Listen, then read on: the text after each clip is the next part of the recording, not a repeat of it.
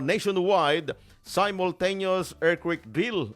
Second quarter na ho pala, no? Kailan po ba ito gagawin na, Director, itong drill na ito, sir?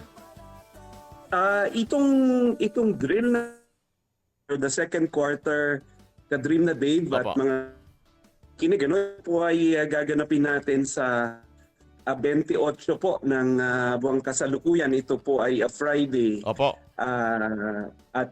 Ang pilot site po nito for the national ay dito po sa lungsod ng Pasig. At meron din, this is again replicated in all the regional centers na may mga pilot sites din po ang ating mga regions, no? And this will be spearheaded by our OCD regional offices po. Opo. So, June 28, Friday. Anong oras po, Director? Para to be exact, anong oras gaganapin itong simultaneous o sabayang drill, Director? Yun pong ating